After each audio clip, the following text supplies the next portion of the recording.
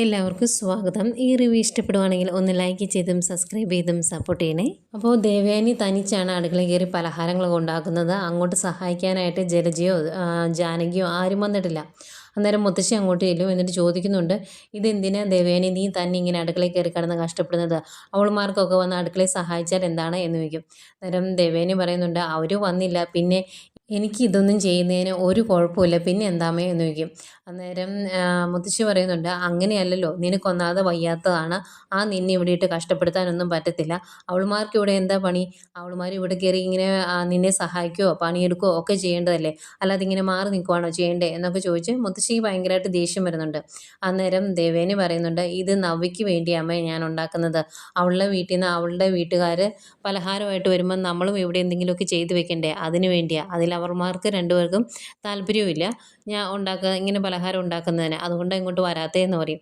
അന്നേരം മുത്തശ്ശി പറയുന്നു, രണ്ടെണ്ണം പരദൂഷണമായിട്ടാണ് നടക്കുന്നത്. പണ്ട് ജാനകിക്ക് ആ സ്വഭാവം ഇല്ലായിരുന്നു, ഇപ്പം നല്ല രീതിയിലുണ്ട്. ജാനകിയെ കൂട്ടണ്ട, ജലജയുടെ മരുമകളൊക്കെ വേണ്ടിയല്ലേ ഇത് ചെയ്യുന്നത്, അവളിവിടെ വന്ന് കൂടെ എന്നൊക്കെ ഇങ്ങനെ ചോദിക്കും. മുത്തശ്ശിക്ക് നല്ല ദേഷ്യം വരുന്നുണ്ട്. അന്നേരം ദേവേനി പറയും, എനിക്കിതൊന്നും കുഴപ്പമുള്ള കാര്യമല്ലമ്മേ, പ്രശ്നമാക്കണ്ട എന്ന് പറയും. അന്നേരം മുത്തശ്ശി ചോദിക്കും, ഈ പലഹാരങ്ങളൊക്കെ നയനമോൾക്ക് ഇഷ്ടപ്പെട്ടതാണല്ലോ എന്നിങ്ങനെ പറയുമ്പം, ഞാൻ അവളുടെ ഇഷ്ടം നോക്കി ഉണ്ടാക്കിയതൊന്നുമല്ല, ഉണ്ടാക്കാൻ തോന്നിയപ്പോൾ അങ്ങ് ഉണ്ടാക്കിയെന്നുള്ളൂ, അവൾക്ക് ഇഷ്ടമാണെങ്കിൽ ഞാൻ ഉണ്ടാക്കിയല്ലായിരുന്നു എന്ന് പറയും.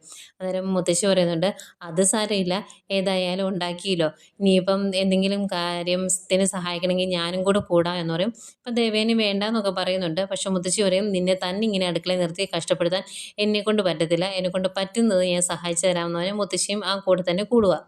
പിന്നെ കാണിക്കുന്നത് നമ്മുടെ കനകയും പലഹാരം ഉണ്ടാക്കുക കേട്ടോ, ഉണ്ണിയപ്പം ഉണ്ടാക്കിക്കൊണ്ടിരിക്കുകയാണ്.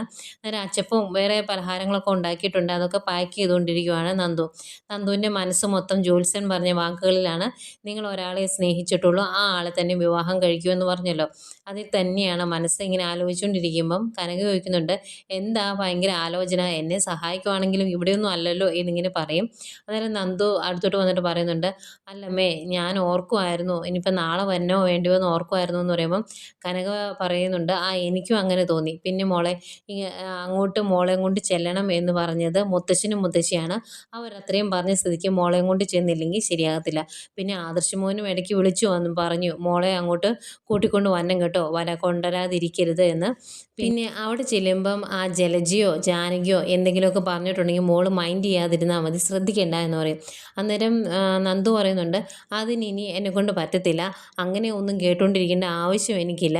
എന്നെ എന്തൊക്കെ ദ്രോഹം അവൾ ചെയ്തത്, കൊല്ലാൻ വരെ ആളെ വിട്ടില്ലേ, ഇനിയിപ്പോൾ ഇതൊന്നും നോക്കുന്ന കാര്യമില്ല, എനിക്ക് തോന്നിയ പോലെ ഞാൻ ചെയ്യുമെന്ന് നന്ദു പറയുന്നുണ്ട്.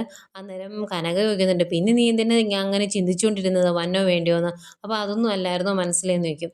അന്നേരം നന്ദു പറയുന്നുണ്ട്, അല്ല ഞാൻ എസ് സെലക്ഷൻ കിട്ടിയിട്ടുണ്ടെങ്കിൽ പോണോ വേണ്ടിയോ എന്നും കൂടി ആലോചിച്ചായിരുന്നു, ആ ചിന്തയിലായിരുന്നു എന്ന് പറയുമ്പം കനക പറയുന്നുണ്ട്, അങ്ങനെയൊന്നും കിട്ടിയിട്ടുണ്ടെങ്കിൽ എന്തിനാ വേണ്ടെന്ന് വെക്കുന്നത്, പോകണം. പിന്നെ നിൻ്റെ ഈ എടുത്തിയായിട്ടൊക്കെ ഒന്ന് മാറ്റി വെക്കണം, എല്ലാ തെറ്റിലും പോയി ഇടപെടാനൊന്നും നോക്കരുത്, വലിയ വലിയ ആൾക്കാരെ വെറുപ്പിക്കാതെ വേണം ജോലി ചെയ്യാൻ എന്നൊക്കെ പറയും. അന്നേരം നന്ദു പറയുന്നുണ്ട്, ഞാൻ ഇത്ര കാലം ജീവിച്ചോളാം എന്ന് ആർക്കും കരാർ എഴുതി കൊടുത്തിട്ടൊന്നുമില്ല, അതുകൊണ്ട് തെറ്റ് കണ്ടിട്ടുണ്ടെങ്കിൽ ഞാൻ പ്രതികരിക്കുക തന്നെ ചെയ്യും. എൻ്റെ വലിയൊരു ആഗ്രഹമായിരുന്നു പോലീസിൽ ജോലി കിട്ടണം എന്നത്, നയനേച്ചിക്കും അച്ഛനും ഇഷ്ടമല്ലാത്തതുകൊണ്ടാണ് അതൊന്ന് തണുത്തു പോയത്. ഇനിയിപ്പോൾ കിട്ടിയിട്ടുണ്ടെങ്കിൽ ഞാൻ വേണ്ടെന്ന് വെക്കുകയില്ല, അങ്ങനെ ഒരു ജോലി കിട്ടിയിട്ടുണ്ടെങ്കിൽ അത് നല്ല രീതിയിലൊന്ന് ആസ്വദിക്കാൻ തന്നെയാണ് എൻ്റെ തീരുമാനമെന്നും നന്ദു പറയുന്നുണ്ട്. പിന്നീട് ആദർശിനെയും നയനയാണ് കാണിക്കുന്നത്. രണ്ടുപേരും ടൂറൊക്കെ കഴിഞ്ഞ് തിരിച്ചു പോകുന്നു കേട്ടോ. 5-ാം മാസത്തെ ചടങ്ങ് നടക്കുമല്ലേ, അതിൽ പങ്കെടുക്കാൻ വേണ്ടി. അതിന് ആദർശ് പറയുന്നുണ്ട്, ഇങ്ങനൊരു ചടങ്ങുള്ളത് കൊണ്ട് അല്ലെങ്കിൽ 2 ദിവസം കൂടെ നമുക്കൊന്ന് അവിടെ തന്നെ കറങ്ങി നടക്കാമായിരുന്നു, ഒരു രസമല്ലായിരുന്നോ, നീയും അത് ആഗ്രഹിച്ചില്ലായിരുന്നോ എന്നൊക്കെ ചോദിക്കുവാണ് നയനോട്. എന്നിട്ട് നയന പറയും, പിന്നില്ലാണ്ട് എൻ്റെ ജീവിതത്തിലെ ആദ്യത്തെ യാത്രയാണ് ഇത്. സ്കൂളിൽ പഠിക്കുന്ന സമയത്തും അങ്ങനെ യാത്രകളൊന്നും ചെയ്തിട്ടില്ല, ടൂറിനൊന്നും പോയിട്ടുള്ളത് നവീച്ച് മാത്രമാണ്, ഞാനും നന്ദും പോയിട്ടില്ല എന്ന് പറയും. ആദർശ് പറയുന്നുണ്ട്, അവൾക്ക് പണ്ടേ ഇങ്ങനെയുള്ള കാര്യങ്ങൾ മറ്റുള്ളവരുടെ ബുദ്ധിമുട്ടൊന്നും നോക്കുന്ന പരിപാടിയില്ലല്ലോ, അതുകൊണ്ടായിരിക്കൂലേ എന്ന് പറയും. എന്നിട്ട് പറയുന്നുണ്ട്, നിൻ്റെ ആഗ്രഹങ്ങളെല്ലാം പറഞ്ഞു, ഉള്ള ആഗ്രഹങ്ങൾ മൊത്തം ഞാൻ സാധിച്ചു തരും, ഇതുപോലെ നമുക്ക് പുറത്ത് ഫോറിൻ കൺട്രീസിലൊക്കെ കറങ്ങാൻ പോകണം, ബിസിനസ് കാര്യങ്ങൾക്ക് അങ്ങനെ യാത്ര ചെയ്യാറുള്ളതാണ് ഞാൻ, കൂടെ നിന്നെയും ഞാൻ കൊണ്ടുപോകും എന്നൊക്കെ ഇങ്ങനെ പറയുവാണ്. അത് കേൾക്കുമ്പോൾ എനിക്ക് ഭയങ്കര സന്തോഷം. അന്നേരം നയന പറയുന്നുണ്ട്, എന്തൊക്കെ പറഞ്ഞാലും അമ്മയുടെ ഈ മാറ്റം എനിക്കങ്ങ് വിശ്വസിക്കാൻ വിശ്വസിക്കാൻ പറ്റുന്നില്ല. അതുതന്നെ വലിയൊരു ആശ്വാസമാണ് എന്ന് പറയുമ്പം ആദർശ് പറയുന്നുണ്ട്, വലിയൊരു അസുഖമല്ലേ വന്നത്, അത് അമ്മയുടെ മനസ്സിനെയും കീഴ്പ്പെടുത്തി. അന്നേരമായിരിക്കും നമ്മളെ ജീവിക്കാൻ വിടണം എന്ന് അമ്മയ്ക്ക് തോന്നിയത്. ഏതായാലും അതുകൊണ്ട് നമുക്ക് ഇങ്ങനെയൊരു കാര്യം സാധിച്ചെടുത്തല്ലോ. ഇനി പൂർണ്ണമായിട്ടും അമ്മ മാറുന്നത് എന്നാന്ന് നിനക്കറിയാവോ? നമുക്കൊരു കുഞ്ഞുണ്ടാകുമ്പോഴാണ് എന്നൊക്കെ പറയുമ്പോഴത്തേക്കും ഭയങ്കര സന്തോഷമാണ് നയനയ്ക്ക്. പിന്നെ കാണിക്കുന്നത് നമ്മുടെ ജലജയാണ്. ജലജ മുത്തശ്ശിയോട് പറയുവാണ്, എൻ്റെ അച്ഛനും അമ്മയും ഒക്കെ എന്നെ ഉപേക്ഷിച്ചപ്പം ഇവിടുത്തെ അച്ഛനും അമ്മയും നിങ്ങൾ എനിക്കൊരു ജീവിതം തന്നു. അതൊരു വലിയൊരു ഭാഗ്യമാണ്. ഇങ്ങനൊരു കുടുംബത്തിലെ മകളായിട്ട് എനിക്ക് ജീവിക്കാൻ സാധിച്ചല്ലോ എന്നൊക്കെ ഇങ്ങനെ പറയുവാണ്. അന്നേരം മുത്തശ്ശിക്കും അത് കേട്ടുകൊണ്ടിരിക്കുമ്പം ഭയങ്കര സന്തോഷം. മുത്തശ്ശി ചോദിക്കും, നീ എന്തിനാ ഇപ്പം ഇങ്ങനെയുള്ള സാഹചര്യത്തിൽ ഇതൊക്കെ പറയുന്നതെന്ന് ചോദിക്കും. അന്നേരം പറയുന്നുണ്ട്, അല്ല, എൻ്റെ ജീവിതത്തിൽ ഒരുപാട് സന്തോഷം എനിക്ക് കിട്ടിയിട്ടുണ്ട്. പക്ഷേ ഇപ്പം എല്ലാം തകിടം മറിഞ്ഞ അവസ്ഥയിലാണ് എന്ന് പറയും. അന്നേരം മുത്തശ്ശി പറയുന്നുണ്ട്, ഒരവസ്ഥയും ഇല്ല. നീയും നിൻ്റെ മോനും നിൻ്റെ സ്വഭാവം അങ്ങ് നന്നാക്കിയാൽ മതി. അപ്പോൾ എല്ലാ പ്രശ്നങ്ങളും അങ്ങ് മാറിക്കോളും എന്ന് പറയും. അന്നേരം നവ്യ ഇങ്ങനെ ടെറസിൽ നിൽക്കുമ്പോഴാണ്, ബാൽക്കണിയിൽ നിൽക്കുമ്പോഴാണ് നയനയും ആദർശൂടെ കയറി വരുന്നത് കാണുന്നത്. അവരുടെ വണ്ടി കയറി വരുന്നത് കാണുന്നത്. അതെനിക്ക് ഭയങ്കര സന്തോഷത്തോടെ ഓടി താഴോട്ട് വരും കേട്ടോ. അന്നേരം മുത്തശ്ശി ചോദിക്കും, ഇതെന്താ മോളെ ഈ സമയത്ത് ഇങ്ങനെ ഓടാനൊന്നും പാടില്ലെന്ന് മോൾക്ക് അറിയത്തില്ലേ എന്ന് ചോദിക്കും. അന്നേരം ജലജ, എല്ലാം തികഞ്ഞൊരു കുഞ്ഞായിരിക്കും അവളുടെ വയറ്റിൽ കിടക്കുന്നത്, അതുകൊണ്ട് അതിന് ഒരു പ്രശ്നവും വരത്തില്ല എന്ന് ജലജ ഇങ്ങനെ കുത്തി പറയുവാണ്. അന്നേരം നവ്യ അവർ വന്നു, ആദർശേട്ടനും നയനയും വന്നു എന്നിങ്ങനെ പറയും. എന്തെങ്കിലും അവർ വണ്ടിയിൽ നിന്ന് ഇറങ്ങി അകത്തോട്ട് കയറി വരും കേട്ടോ. അന്നേരം മുത്തശ്ശിക്കും ഭയങ്കര സന്തോഷം അവരെ കാണുമ്പം. അപ്പോൾ മുത്തശ്ശി ചോദിക്കും, എങ്ങനെയുണ്ടായിരുന്നു മോനെ യാത്രയൊക്കെ എന്ന് ചോദിക്കുമ്പോൾ, കുഴപ്പമില്ലായിരുന്നു മുത്തശ്ശി, എല്ലാം നല്ല രീതിയിൽ തന്നെ നടന്നു എന്ന് പറയുമ്പോൾ മുത്തശ്ശി പറയുന്നുണ്ട്, അതിൻ്റെ ഒരു സന്തോഷം മോളുടെ മുഖത്ത് കാണാനുണ്ടെന്ന്. അന്നേരം ജലജ പറയും, പിന്നല്ലാണ്ട് ജീവിതത്തിൽ ആദ്യമായിട്ടല്ലേ ഇവളിങ്ങനെയുള്ള യാത്രകളൊക്കെ പോകുന്നത്, പിന്നെ എങ്ങനെയാണ് സന്തോഷിക്കാതിരിക്കുന്നത് എന്ന് ജലജ പറയുമ്പം നവ്യ പറയുന്നുണ്ട്, ആയിക്കോട്ടെ, അങ്ങനെ അവളെ കൊണ്ടുപോകാൻ ആദർശേട്ടന് സാധിച്ചല്ലോ. നിങ്ങളുടെ മകൻ ഇങ്ങനെ പോവുകയാണെങ്കിൽ എന്നെ ഈ ജന്മം ഇങ്ങനെയൊന്നും കൊണ്ടുപോകുന്നത് എനിക്ക് വലിയ പ്രതീക്ഷയില്ല എന്ന് പറയും. അന്നേരം ജലജ പറയുന്നുണ്ട്, അയ്യോ, അവൻ നിന്നെ അങ്ങനെ കൊണ്ടുപോകണമെങ്കിൽ നീ അവനെ ആ രീതിയിൽ സ്നേഹിക്കണം. ഇതിപ്പം നീ കാരണം അവൻ ഈ വീട്ടിലോട്ട് പോലും വരുന്നില്ല, ആ അവസ്ഥയിൽ എത്തിച്ചില്ലേ എന്ന് ചോദിക്കും. അന്നേരം മുത്തശ്ശി പറയുന്നുണ്ട്, അത് പണ്ടും അവൻ അങ്ങനെ തന്നെയല്ലേ, അല്ലാതെ വിവാഹശേഷം വന്ന സ്വഭാവമൊന്നും അല്ലല്ലോ അവൻ്റെ.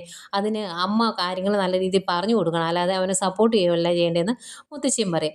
അപ്പോൾ ഇവരിങ്ങനെ സംസാരിച്ചുകൊണ്ട് നിൽക്കുന്നതേക്കും അങ്ങോട്ടേക്ക് ദേവേന് വരും. അപ്പം ഭയങ്കര സന്തോഷത്തോടെ ആദർശ്, അമ്മ ഞങ്ങൾ രണ്ടുപേരും വന്നു, ഏതായാലും നല്ല രീതിയിൽ കാര്യങ്ങളൊക്കെ നടന്നു, ഇങ്ങനെ ഒരു ചടങ്ങുള്ളതുകൊണ്ട് അല്ലെങ്കിൽ 2 ദിവസം കൊണ്ട് ഞങ്ങൾ അവിടെ നിന്നേനെ എന്നൊക്കെ പറയുവാണ്. അന്നേരം ദേവേനൊന്നും മിണ്ടില്ല കേട്ടോ. അന്നേരം ആദർശ് അടുത്തോട്ട് ചെന്നിട്ട്, അമ്മയ്ക്ക് വേണ്ടി ഞങ്ങൾ പോരുന്ന വഴിയിൽ ഒരു സാരി വാങ്ങിച്ചു എന്ന് പറഞ്ഞാൽ കയ്യിലോട്ട് കൊടുക്കുക. അന്നേരം ഭയങ്കര സന്തോഷമുണ്ട് ദേവേനിക്ക്. പക്ഷേ അത് കാണിക്കാതെ ദേവേനി ചോദിക്കുവാണ്, ഇത് നീ തന്നെയാണോ സെലക്ട് ചെയ്തത് അതോ വേറെ ആരെങ്കിലും ആണോ എന്ന് ചോദിക്കുമ്പോൾ, അല്ലമ്മേ, ഞാനല്ല സെലക്ട് ചെയ്തത്, ആദർശേട്ടൻ തന്നെയാണെന്ന് പെട്ടെന്ന് നയന പറയൂ കേട്ടോ. അന്നേരം ദേവേനി പറയുന്നുണ്ട്, അതെന്തെങ്കിലും ആവട്ടെ, ഏതായാലും നീ പോയി കുളിച്ചിട്ട് വാടാ, ഭക്ഷണം എന്തെങ്കിലും കഴിക്കാമെന്ന് പറയും. അന്നേരം മുത്തശ്ശി ചോദിക്കും, അവൻ മാത്രം പോയി കുളിച്ചിട്ട് വന്നാൽ മതിയോ, നിൻ്റെ മരുമോൾ കുളിക്കുമ്പോൾ കുളിക്കുമ്പോൾ ഭക്ഷണം കഴിക്കുമെന്നും വേണ്ടേ എന്ന് ചോദിക്കും. അന്നേരം അതിന് ഞാൻ പ്രത്യേകിച്ച് ക്ഷണിക്കണമെന്ന് ദേവയാനി ചോദിക്കുകയാണ്. അന്നേരം ആദർശ്, അത് സാരമില്ല, ഞങ്ങൾ പോയി കുളിച്ചിട്ട് വരാം ഭക്ഷണം കഴിക്കാനെന്ന് പറഞ്ഞ് രണ്ടുപേരോട് അങ്ങ് പോയി കഴിയുമ്പോഴേക്കും ജലജ, അവൻ പറഞ്ഞില്ലേ അവനെ സാരി സെലക്ട് ചെയ്തതെന്ന്, മിക്കവാറും അവളായിരിക്കും, നോണ പറഞ്ഞതായിരിക്കും ഏട്ടത്തി എന്നിങ്ങനെ പറഞ്ഞ് ഒന്ന് ചൊറിഞ്ഞു നോക്കുവാണ് ദേവയാനിക്ക്. ദേഷ്യം വരുവാണ്. അന്നേരം മുത്തശ്ശി ചോദിക്കും, നീ എന്തിനാണ് ഈ എല്ലാത്തിനും വേറെ അർത്ഥം കാണുന്നത്, അങ്ങനെ എന്തിനാ ഈ കുത്തിത്തിരിപ്പ് ഉണ്ടാക്കുന്നത് എന്ന് ചോദിക്കും. എന്നിട്ട് മുത്തശ്ശി പറയുവാണ്, എടി അവൾ അങ്ങനെ പറഞ്ഞത് ഇനിയിപ്പോൾ നയന സെലക്ട് ചെയ്തതാണെങ്കിൽ നിനക്ക് അത് വേണ്ട, അവൾക്ക് കൊടുത്തേരെ എന്നുള്ള അർത്ഥത്തിലായിരിക്കും എന്ന് പറയുമ്പോൾ, ഞാൻ അങ്ങനെയൊന്നും ഓർത്തില്ല എന്ന് ജലജ പറയുന്നുണ്ട്. പക്ഷേ ദേവേനിക്ക് ഭയങ്കര സന്തോഷമാട്ടോ മനസ്സിലായി. പിന്നെയും കാണിക്കുന്നത് നയനയും ആദർശനെയും തന്നെയാണ്. നയന പറയുന്നുണ്ട്, നമ്മൾ നവ്യച്ചിക്കും അമ്മയ്ക്കും മാത്രമല്ലേ സാരി എടുത്തോളൂ, എല്ലാവർക്കും എടുക്കാമായിരുന്നല്ലേ എന്ന് ചോദിക്കും. അന്നേരം ആദർശ് പറയുന്നുണ്ട്, അത് പിന്നെ എടുക്കാമല്ലോ, നീ എന്താ നവ്യക്ക് സാരി കൊടുക്കാതിരുന്നതെന്ന് ചോദിക്കുമ്പോൾ, 5-ാം മാസത്തെ ചടങ്ങ് നടക്കുമല്ലേ, അതിൻ്റേതായ ഗമിക്ക് പിന്നെ കൊടുക്കാം എന്ന് കരുതിയാണ് ഞാൻ കൊടുക്കാണ്ടിരുന്നത് എന്ന് പറയും. എന്നിട്ട് അന്നേരം ആദർശ് പറയുന്നുണ്ട്, നീ സെലക്ട് ചെയ്തതല്ല എന്ന് പറഞ്ഞത് നന്നായി സാരി, അല്ലെങ്കിൽ അമ്മ ആ സാരി ഉടുക്കിയല്ല, നീ തന്നെ ഉടുത്തേനെ എന്ന് പറഞ്ഞേനെ. ഏതായാലും നിൻ്റെ സെലക്ഷൻ എനിക്ക് ഒത്തിരി ഇഷ്ടപ്പെട്ടു, അമ്മയ്ക്ക് ചേരുന്ന കളറാണ് നീ എടുത്തത് എന്നൊക്കെ ഇങ്ങനെ ആദർശ് നയനോട് പറയുവാണ്. അന്നേരം അതിലൂടെ പാസ് ചെയ്ത് പോകുമായിരുന്നു, റൂമിലേക്ക് പോകുമായിരുന്നു. ദേവേനി ഇത് കേൾക്കും. ദേവേനിക്ക് ഭയങ്കര സന്തോഷമാകുന്നുണ്ട്.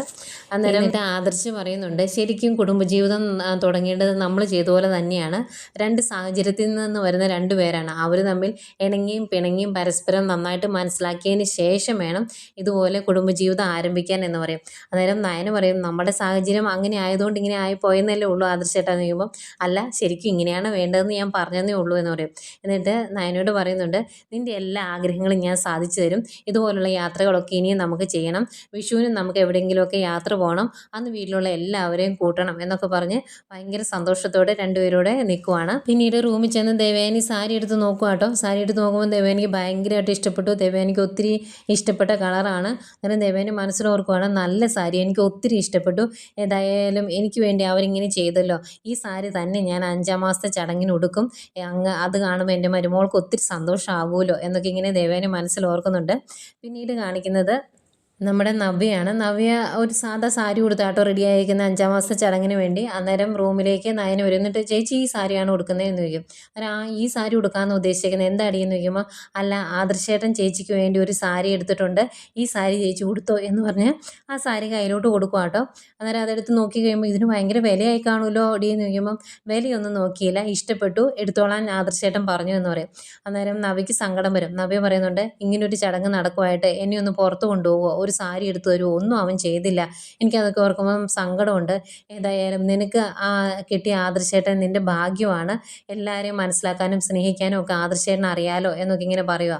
അന്നേരം നയന പറയുന്നുണ്ട്, ചേച്ചി എന്തിനാ സങ്കടപ്പെടുന്നേ, ചേച്ചിക്ക് അഭി മേടിച്ച് തന്നില്ലല്ലോ, ഞങ്ങൾ വാങ്ങിച്ചു തന്നില്ലേ എന്ന് ചോദിക്കും. അന്നേരം നവ്യ പറയുന്നുണ്ട്, അങ്ങനെ എൻ്റെ ആഗ്രഹങ്ങൾ സാധിച്ചു തരേണ്ടത് ആദർശേട്ടനല്ലോ, അവനല്ലേ, അവൻ എന്നെ ഒന്നും മൈൻഡ് ചെയ്യുന്നു പോലും ഇല്ല, എൻ്റെ കുഞ്ഞിനെ പറ്റി പോലും അവൻ ചിന്തിക്കുന്നില്ല എന്നൊക്കെ പറയുമ്പോഴേക്കും നയന പറയുന്നുണ്ട്, അതൊന്നും ഓർത്ത് ചേച്ചി ടെൻഷൻ ആകണ്ട, ചിലപ്പോൾ കുഞ്ഞുണ്ടായി കഴിയുമ്പം അവൻ്റെ സ്വഭാവം മാറുമായിരിക്കും എന്നിങ്ങനെ പറഞ്ഞ് ആശ്വസിപ്പിക്കുവാണ്.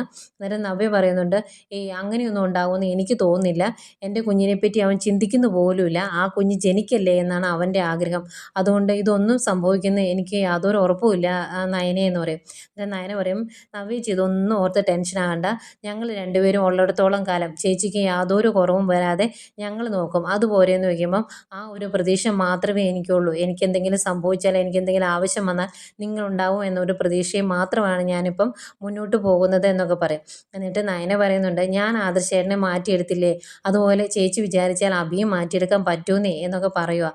അന്നേരം നവ്യ പറയുന്നുണ്ട്, അങ്ങനെയൊന്നും സാധിക്കില്ല നയന, കാരണം ആദർശേട്ടൻ മാറിയെങ്കിൽ ആദർശേട്ടൻ ഒരു മനുഷ്യനാണ്, കൂടെ ഉള്ളവരെ മനസ്സിലാക്കാനും കുടുംബത്തെ സ്നേഹിക്കാനും ഒക്കെ ആദർശേട്ടൻ അറിയാം.